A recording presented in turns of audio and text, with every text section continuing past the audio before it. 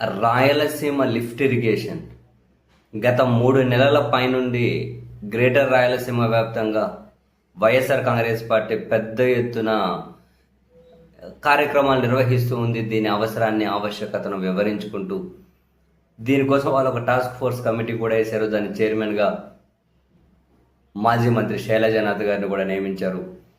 తాను ఎక్కడికక్కడ స్థానిక నాయకత్వాన్ని కోఆర్డినేట్ చేసుకుంటూ కొన్ని సమాలోచనల పేరుతో కార్యక్రమాలు నిర్వహించుకుంటూ దాని అవసరం, ఆవశ్యకత జనాలకు వివరించుకుంటూ అండ్ రాయలసీమకు అది ఎంత నీడు అన్న విషయాన్ని జనంలోకి తీసుకెళ్తూ ఉన్నారు.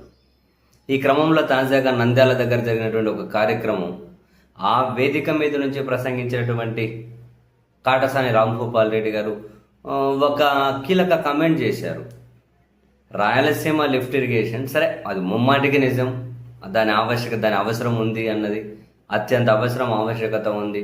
ఎందుకనంటే దశాబ్దాలుగా తన నీటి హక్కులను కూడా పొందలేక రాయలసీమ ఎంత వెనకబడిపోయిందో, సాగునీరు కాదు తాగునీటి కష్టాలు కూడా ఎంత స్థాయిలో ఉన్నాయో ఏ రాయలసీమ పౌరుని కదిలించినా బయట వాళ్ళకు తెలియకపోయినా అర్థమవుతుంది. అని రాయలసీమ గోడు ఎందుకో ఎప్పుడు పెద్దగా రాష్ట్ర గోడు కాకుండా పోతుంది, రాయలసీమ కష్టాలు ఎందుకో ఎప్పుడు రాష్ట్ర కష్టం కాకుండా పోతుంది. ఇది చాలా దరిద్రం. సీరియస్లీ తనకు వచ్చినటువంటి నీటి హక్కులను కూడా రాయలసీమ పొందలేకుండా పోతుంది.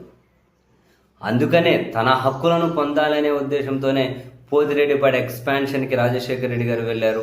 ఎన్ని ఇబ్బందులు, ఎన్ని అడ్డంకులు, సొంత పార్టీ నుంచి ఇబ్బందులు వచ్చినా అరే అది రాయలసీమ హక్కబ్బా, వాళ్ళ నీటిని వాళ్ళు వినియోగించుకోవాలి, ఆ హక్కును కొంతవరకు నెరవేర్చడం ప్రభుత్వాలుగా మన ధర్మం అని చెప్పి ఆయన వెళ్ళారు.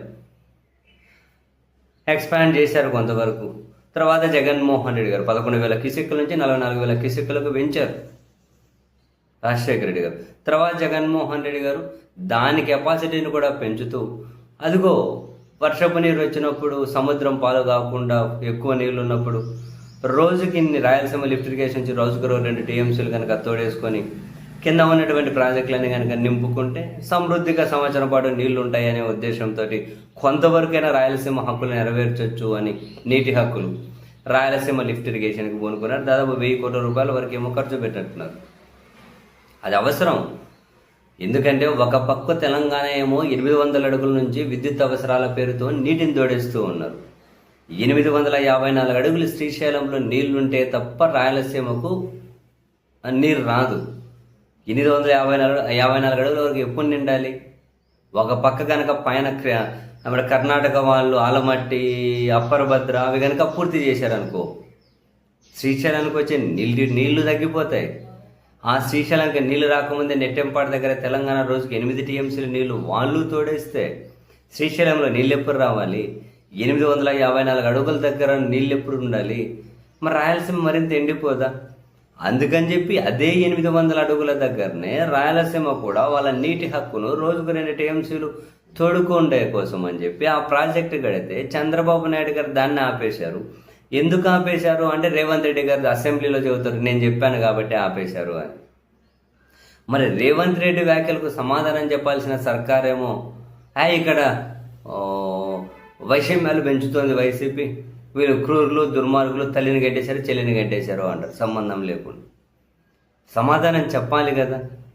అంటే ఇప్పుడు నిన్న రాంభూపాల్ రెడ్డి గారు ఏమంటారు తాజాగా మీటింగ్లో, 200 కోట్ల రూపాయల ఖర్చు పెడితే రాయలసీమ లిఫ్ట్ పూర్తి అవుతుంది, రాయలసీమకు నీళ్ళు అందుతుంది, కానీ రాజకీయ కారణాలతో జగన్మోహన్ రెడ్డి గారికి పేరు వస్తుందని చెప్పి చంద్రబాబు గారు దీన్ని పూర్తి చేయలేదు అన్నారు.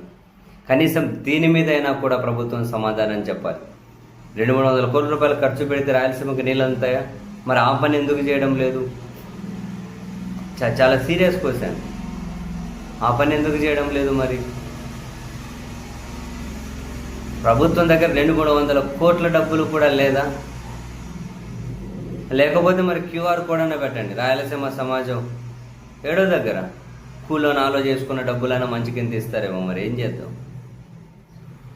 దగ్గర లేకపోతే ఒక QR కోడ్ అన్న పెట్టండి ప్రభుత్వం. అమరావతి కదా ఇటుకపల్లి మంచిగా ఇటుకపల్లి ఏం లేకుండా ఇంత ఇవ్వండి అని చెప్పి అడిగినట్లు అక్కడ ఒక QR కోడ్ పెట్టండి. 200 కోట్లు ఫినిష్ అయితే సమాజం ఇస్తారేమో మంచికి ఇంత ముందుకు వచ్చి. అది పూర్తి చేస్తే రాయలసీమకు నీళ్ళన్నీ వస్తాయేమో. మరి ఏం చేద్దాం? ప్రభుత్వం స్పందించండి. కనీసం మీరు మీరు 200 కోట్లు ఖర్చు పెడితే రాయలసీమకి నీళ్ళు అందుతుందా అంటున్నారు. ఎంత ఖర్చు పెడితే రాయలసీమకి నీళ్ళు అందుతాయి? ప్రభుత్వం చెప్పాలి కదా.